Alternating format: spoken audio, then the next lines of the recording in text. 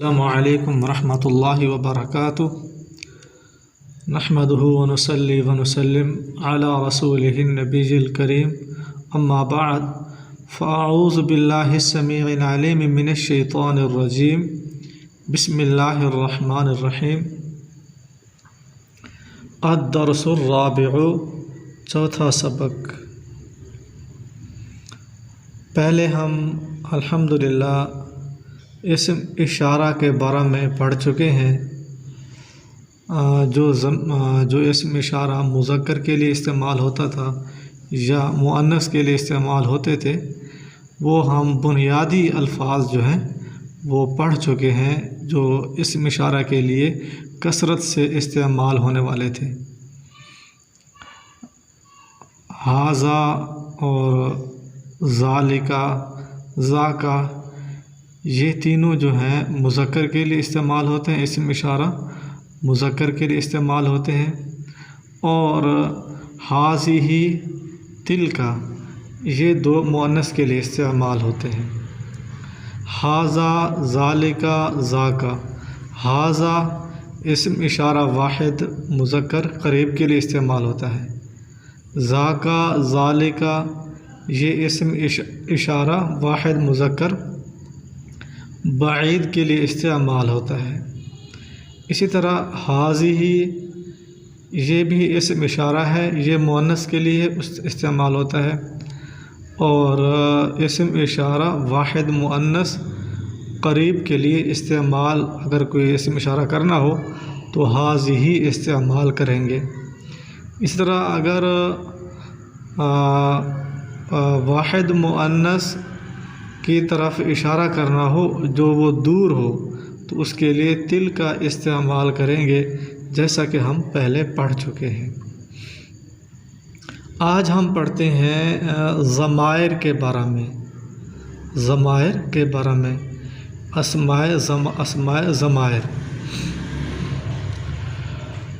تو یہ بھی ایک اسم کے قائم مقام ہوتی ہیں، جو اسم پہلے موجود، جس کی طرف اشارہ کرنا ہو، جس کا تذکرہ پہلے ہو چکا ہو، تو اس کو بطور نام دوبارہ استعمال نہیں کرتے، بلکہ اس کے اشارے کے لیے چند الفاظ ہوتے ہیں، ہماری زبان میں بھی استعمال ہوتے ہیں اور عربی زبان میں بھی استعمال ہوتے ہیں، ان کو اسم ضمیر کہتے ہیں۔ اسم ضمیر، اسم ضمیر جو ہے، ضمائر جو ہیں کل 5 ہیں، 5 قسمیں ہیں اس کی، یہ یاد کر لیں، 5 قسمیں ہیں اسم ضمائر کی۔ نمبر 1، ضمائر مرفوع منفصل، ضمائر مرفوع متصل، یہ 2 ہو گئے، یاد کر لیں دوبارہ، ضمائر مرفوع منفصل، ضمائر مرفوع متصل۔ نمبر 3، ضمائر مرفوع بلکہ ضمائر منصوب متصل، ضمائر منصوب منفصل، یہ 4 ہو گئے۔ اور اسی طرح نمبر 5، ضمائر مجرور متصل۔ یہ ضمائر کی کل 5 قسمیں ہیں، اور ہر ایک قسم کی جو صیغے آتے ہیں، ضمیریں آتی ہیں، 14 آتی ہیں ہر ایک کی۔ یعنی آج ہم نے پڑھنی ہے پہلی قسم ضمائر اسم ضمیر مرفوع متصل، آج ہم نے وہ پڑھنی ہے۔ اس کی جو بنیادی جو کثرت سے استعمال ہوتی ہیں ضمیریں، ان کا ہم نے پڑھنا ہے، ان کو بیان کیا گیا ہے، صاحب کتاب نے اس کو بیان کیا ہے۔ اسم ضمیر مرفوع منفصل، اسم ضمیر مرفوع منفصل وہ اسم ہے جو اسم سے یا فعل سے یا حرف سے جدا ہو کر آئے۔ منفصل معنی جدا ہو کر، علیحدہ ہو کر آئے۔ وہ کبھی مبتدا استعمال ہوتی ہے ترکیب میں، کبھی فاعل استعمال ہوتی ہے۔ آئیے ہم ان کو پڑھتے ہیں۔ یہ یاد رکھیں کہ صیغے کل 14 صیغے ہوتے ہیں، صیغے کل 14 ہوتے ہیں، 6 غائب کے، 6 مخاطب کے، 2 متکلم کے۔ 6 غائب کے لیے استعمال ہوتے ہیں، 6 مخاطب کے لیے استعمال ہوتے ہیں، اور 2 متکلم کے لیے استعمال ہوتے ہیں۔ غائب وہ ہوتا ہے جس کے بارے میں گفتگو کی جائے، جو موجود نہ ہو، اور مخاطب جس سے گفتگو کی جائے وہ حاضر ہو، موجود ہو، جس سے کیا ہے ہم کلام ہوا جائے، اس کو مخاطب کہتے ہیں۔ متکلم کلام کرنے والے کو کہتے ہیں، متکلم کلام کرنے والے کو کہتے ہیں۔ انا یہ جو ضمیر ہے متکلم کی ہے، یہ مذکر کے لیے بھی استعمال ہوتی ہے اور مؤنث کے لیے بھی استعمال ہوتی ہے۔ یعنی انا جو ضمیر ہے مذکر اور مؤنث دونوں کے لیے استعمال ہوتی ہے۔ اس کا معنی ہے میں، انا میں، انت یہ ضمیر جو ہے مخاطب کی ضمیر ہے، جس سے ہم کلام ہوا جائے، جس سے گفتگو کی جا سکے، سامنے موجود ہو، اس کے لیے مذکر کا، اگر وہ مذکر ہے اس کے لیے انت استعمال کرتے ہیں۔ انت اس کا معنی ہے تو، یا بطور ادب کے آپ۔ ہوا وہ یہ غائب کی ضمیر ہے، جس کے بارے میں گفتگو کی جائے، وہ موجود نہ ہو، غائب ہو، اس کے لیے اگر اس کی طرف اشارہ کرنا ہو تو ہوا استعمال کرتے ہیں۔ آئیے پڑھتے ہیں، انا استاذ، میں استاذ ہوں۔ یہ دیکھیے ضمیر ہے اور لفظ استاذ سے علیحدہ ہے، لفظ استاد اسم ہے، یہ اس سے علیحدہ ہو کر آئی ہے، اس وجہ سے اس ضمیر کا نام ہے ضمیر مرفوع منفصل، ایسی ضمیر جو اسم سے جدا ہو کر آئی ہے۔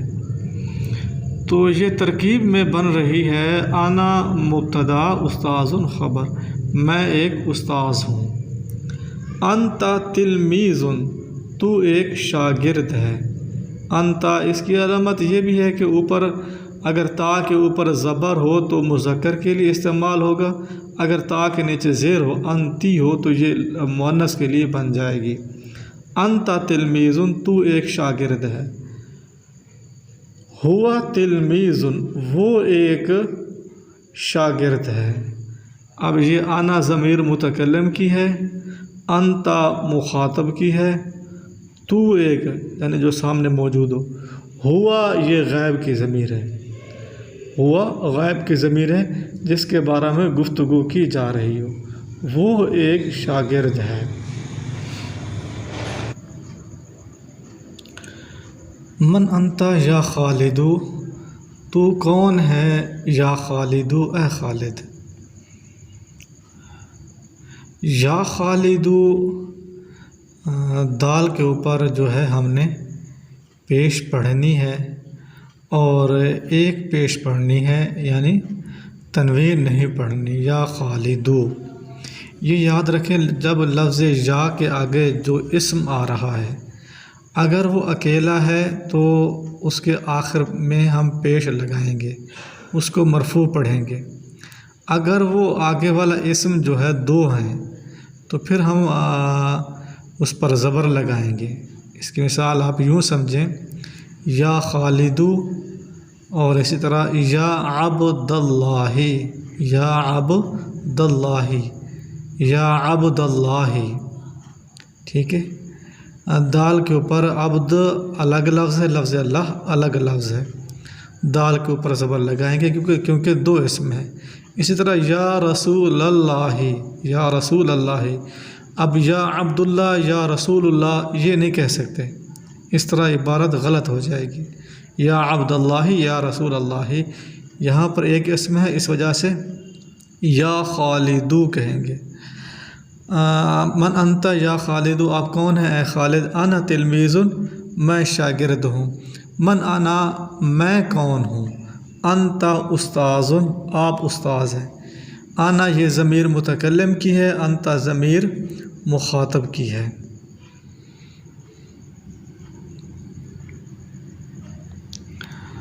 من ہوا وہ کون ہے، یہ ضمیر غائب کی ہے، مذکر واحد مذکر کی ہے۔ من ہوا وہ کون ہے، ہوا تلمیذ وہ شاگرد ہے۔ حل یہ کلمہ استفہامیہ ہے، یعنی کسی چیز کے بارے میں کسی سے سوال کرنا ہو تو حل استعمال کرتے ہیں، تو اس کے جواب میں یا نعم آئے گا یا لا آئے گا۔ نعم کا معنی ہاں، لا کا معنی نہیں۔ حل انت تلمیذ کیا تو ایک شاگرد ہے، یہ حل استعمال ہوا ہے۔ انت ضمیر اسم سے الگ ہے، ضمیر مرفوع منفصل، ضمیر مرفوع منفصل۔ نعم ہاں، انا تلمیذ ہاں میں ایک شاگرد ہوں۔ حل انت استاذ کیا آپ استاذ ہیں،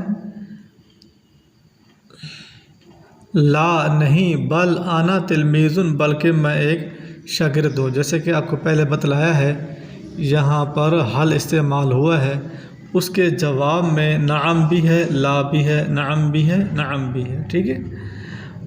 جس چیز کے بارے میں سوال کیا گیا اگر وہ اس میں وہ خاصیت موجود ہے تو پھر نعم کہیں گے، اگر وہ خاصیت موجود نہیں ہے پھر وہ اس کے جواب میں لا کہیں گے۔ حل انت استاذ کیا آپ استاذ ہیں، لا نہیں، بل انا تلمیذ بلکہ میں ایک شاگرد ہوں۔ حل انا استاذ کیا میں استاذ ہوں، نعم انت استاذ ہاں آپ استاذ ہیں۔ حل خالد تلمیذ کیا خالد شاگرد ہے، نعم ہاں، خالد تلمیذ خالد ایک شاگرد ہے۔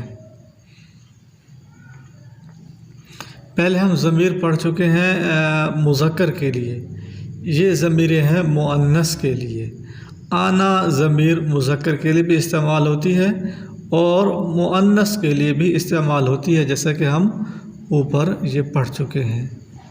یہ دیکھیں شروع میں آنا استاذ، من آنا یا آنا تلمیذ میں شاگرد ہوں۔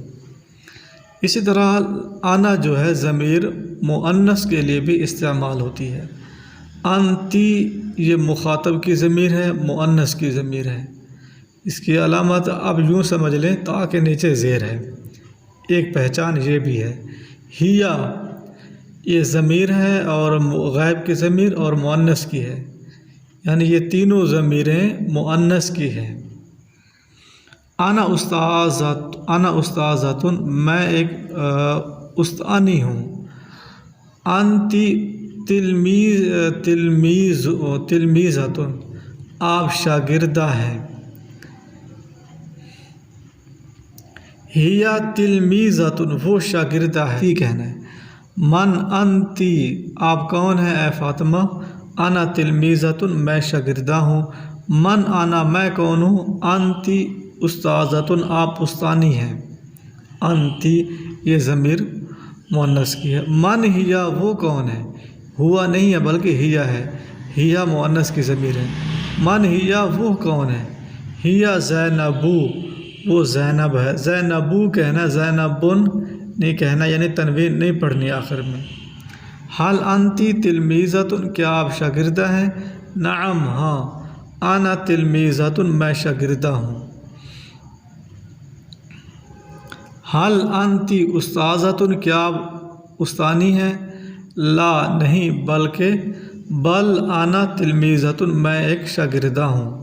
حل انا استاذۃ کیا میں استانی ہوں، نعم ہاں، انتی استاذۃ آپ استانی ہیں۔ حاضی جیسا کہ ہم پہلے پڑھ چکے ہیں اسم اشارہ ہے، مؤنث کے لیے، مؤنث قریب کے لیے استعمال ہوتی ہے یہ ضمیر، یہ اسم اشارہ۔ حاضی فاطمہ تو یہ فاطمہ ہے۔ اس کے بارے میں آگے جب معلومات بتلائیں گے تو حاضی نہیں کہنا ہے بلکہ ہیا وہ شاگردہ ہے، ہیا مؤدبۃ وہ باادب ہے، وہ کیا ہے شاگردہ ہے اور وہ باادب ہے، ٹھیک ہے۔ حاضی فاطمہ تو، اب یہ نہیں کہنا ہی حاضی تلمیذۃ یہ شاگرد ہے، حاضی مؤدبۃ یہ باادب ہے، بلکہ اب ایک دفعہ استعمال ہو گیا ہے حاضی، اس کے جواب میں اس کے بارے میں اگر آپ نے معلومات دینی ہے پھر ضمائر استعمال کریں۔ ہیا تلمیذۃ کیا ہے وہ شاگردہ ہے، ہیا مؤدبۃ وہ باادب ہے، ہیا مؤدبۃ وہ باادب ہے۔ السلام علیکم ورحمۃ اللہ وبرکاتہ۔